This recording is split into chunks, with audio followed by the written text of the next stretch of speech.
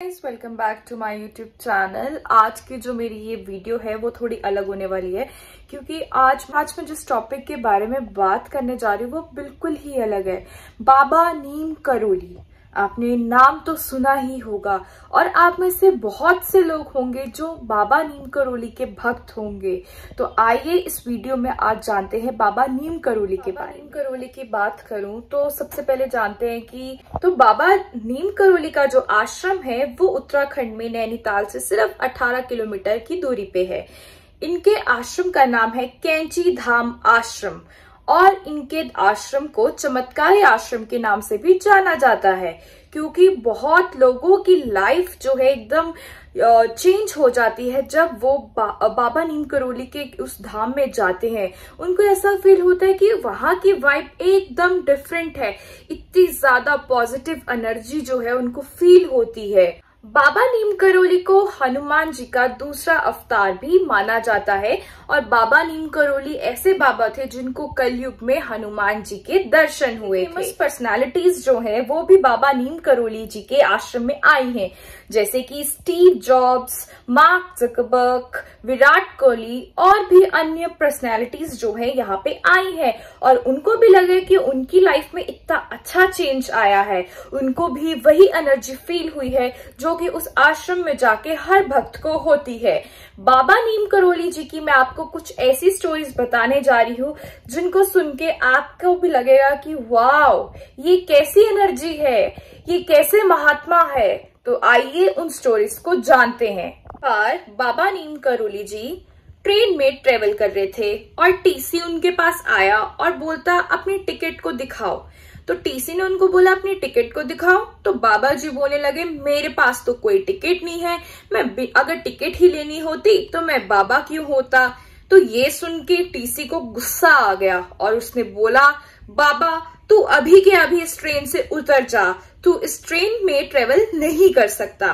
बाबा ने बोला ठीक है और टीसी ने उनको गुस्से से उस ट्रेन से उतार दिया। जिस स्टेशन में उतरे थे उसका नाम था करोली और वहां पे बाबा नीम के पेड़ के नीचे जो है वो बैठ के ऐसे ही बाबा को ट्रेन से उतारा।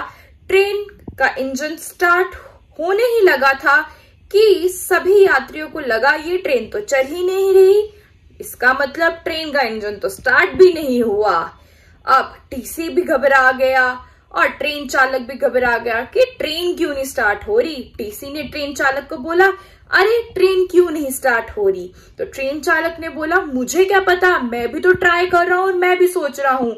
उन्होंने नियर बाय इंजीनियर्स को बुलाया ट्रेन स्टार्ट करने के लिए, बट किसी से भी वो ट्रेन स्टार्ट नहीं हुई। फिर वहां के आसपास के लोगों ने प्लस वहां पे जो ट्रेन में उस टाइम ट्रेवल कर रहे थे उन लोगों ने टीसी को डांटा कि जिस बाबा को तूने इस ट्रेन से उतारा है वो कोई साधारण बाबा नहीं है, वो महात्मा है, महात्मा। जा उनसे माफी मांग और उनको ट्रेन में बिठा और देखना तेरी ये ट्रेन जो है वो चलने लगेगी। वो की बात सुनी और वो ट्रेन से उतरा।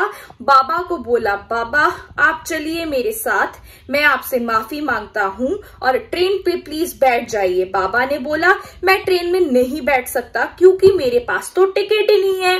तो टीसी ने बोला बाबा अगर तुझसे टिकट मांगूंगा तो मेरी ही जिंदगी की टिकट तो कट जाएगी, आप चलिए और इस ट्रेन में बैठिए। बाबा जो है ट्रेन में बैठ गए और उसी टाइम वो ट्रेन चल पड़ी जो कि इतने टाइम से इतने प्रयास करने के बाद भी चल नहीं रही थी। इसी कहानी से महात्मा का नाम बन जाता है बाबा नीम करोली। गाइस मैं अभी आपको सेकंड स्टोरी भी बताती हूँ जो कि फिर से बहुत इंटरेस्टिंग होने वाली है।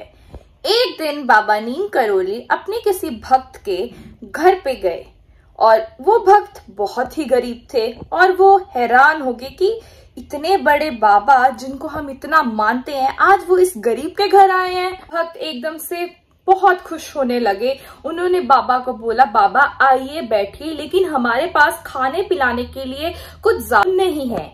तो बाबा ने बोला कोई बात नहीं। तो उनके पास जो भी कुछ खाने के लिए था उन्होंने बाबा जी को खिला दिया और बाबा जी को सुला दिया बिस्तर पे और वो खुद दोनों हस्बैंड वाइफ नीचे सो गए। अब आधी रात को उनको ऐसा लगा कि बाबा तड़प रहे हैं। बाबा ने उस टाइम पे अपना जो कंबल है वो ओढ़ा था। उनको लगा बाबा जी तड़प रहे हैं, बाबा जी को जैसे लग रही हो बहुत ज्यादा। वो दोनों तो उठ गए। अब सोचा बाबा जी को कैसे उठाएं। उन्होंने सोचा बाबा जी को तो हम उठा नहीं सकते ना, इतने बड़े महात्मा को हम कैसे भला उठाएं।